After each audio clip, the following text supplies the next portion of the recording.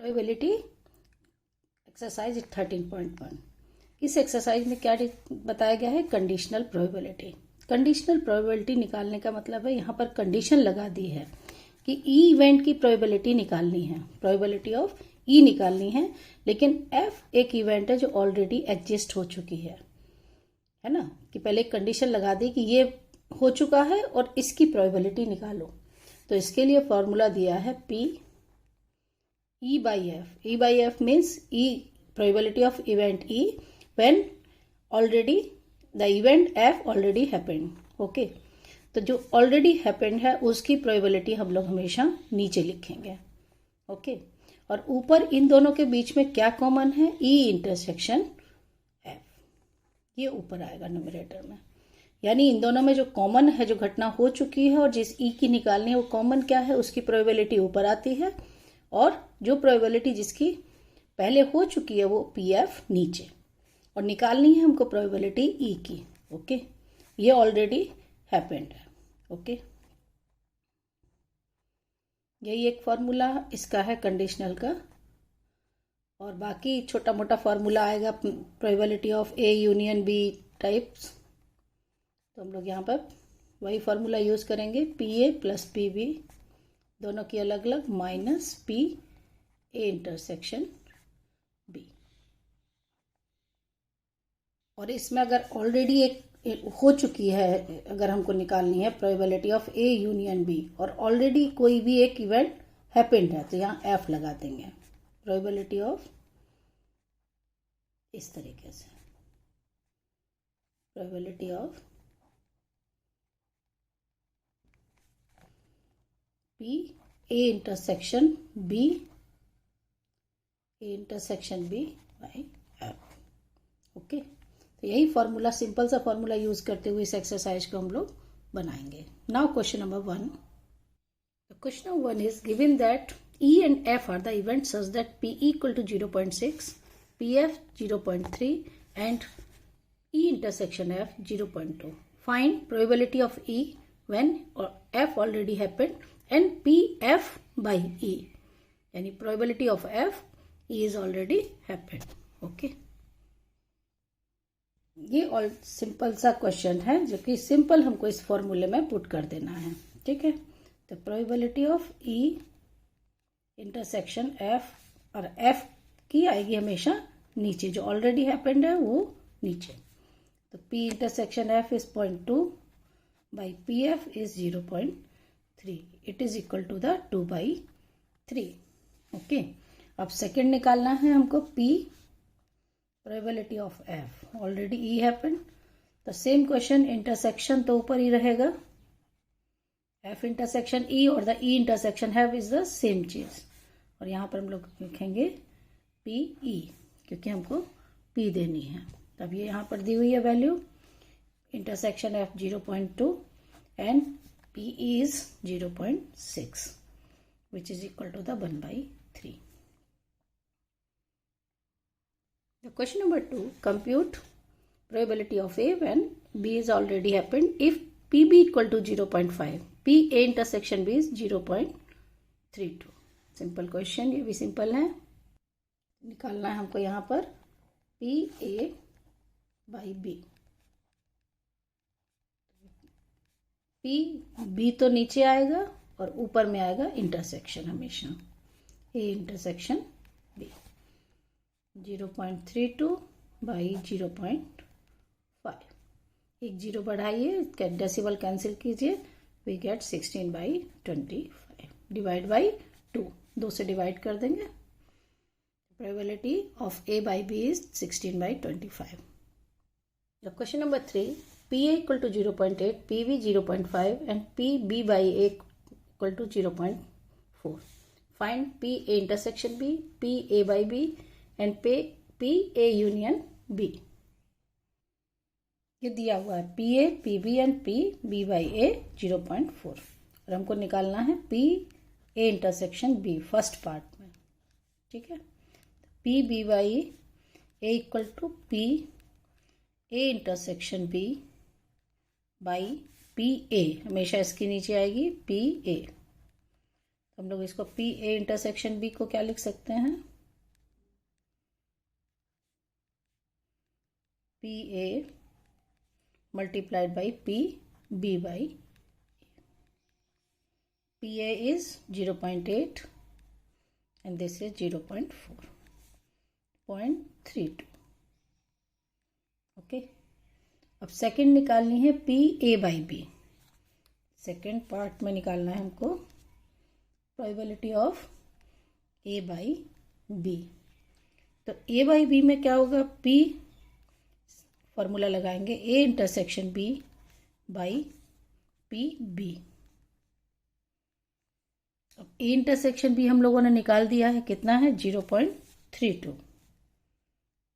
P B है आपका 0.8, 0.5। फिर इसको वही कैंसिल करेंगे तो ये आ जाएगा 16/25। And the third one, third में निकालना है probability of A union B. तो इसका फॉर्मूला बताए थे P A plus probability of B minus probability of A intersection B. Okay, तो P A is given that 0.8, P B 0.5 and P A intersection B is 0.32। 0.8 0.5, yes. तो ये हो जाएगा आपका 1.3 माइनस 0.32, तो we get 0.98। This is the probability of A union B. Okay, question number 3। Question number 3 is if 4, question number 4, evaluate PA union B if 2 times PA, probability of A equal to PB equal to 5/13 and PA by B equal to 2/5. Find PA union B. 2 times probability of A equal to probability of B equal to 5/13. The probability of B equal to 5/13 and probability of A 2 times है, तो इसको हम लोग लिखेंगे 5/2 into 13, it means 5/26। And P A by B दिया हुआ है 2/5। तो पहले यूनियन हमको निकालना है, इसमें क्या निकालना है, पी ए यूनियन बी। तो ए यूनियन बी के लिए हमको पहले इंटरसेक्शन चाहिए, probability of A intersection B. तो इस फॉर्मूले को यूज करेंगे, P A by B equal to probability of A union intersection B by probability of B. Okay, तो A by B, A intersection B multiply करेंगे, cross multiply 2/5 into probability of B is 5/13, it is equal to the 2/13। Now probability of A union B, probability of A plus probability of B minus probability of A intersection B. The probability of A is 2/26, 5/26 plus 5/13 minus 2/13. Okay. So take 26 LCM, 5 plus 10 minus 4, 15 minus 4, 11/26. Okay, this is the probability of A union B. Okay, question number 5. Question number 5, ये भी उसी formula, अभी सारे question अभी formula based है। Okay, if P A equal to 6/11, P B 5/11 and PA union B equal to 7/11. Find PA intersection B, probability of A by B and probability of B by A. देखिए यहाँ पर probability of A दी हुई है, B दी हुई है और union दी हुई है, तो हमको इंटरसेक्शन चाहिए, तो हम यूनियन वाला ही फॉर्मूला यूज करेंगे, probability of A union B. The formula is probability of A plus probability of B minus probability of A intersection B. तो यूनियन का हमको दी हुई है 7/11, या फिर पहले लिख लेंगे P A intersection B equal to P A plus P B minus P A union B, यानी 6/11 plus 5/11 minus 7/11। 6 plus 5 11 minus 7, it is equal to the 4/11। Simple कर दिए। अब सेकंड में हमको निकालनी है probability of A by B. तो ये फॉर्मूला होता है P A intersection B upon P B. Intersection B 4/11 divide by P B is 5/11। Okay, it is equal to the 4/5. Okay, and the next third one is P B by A. अब यहां पर A नीचे आ जाएगी, probability of A कहाँ आएगी? Denominator में हमेशा, और ये होगा P A इंटरसेक्शन B।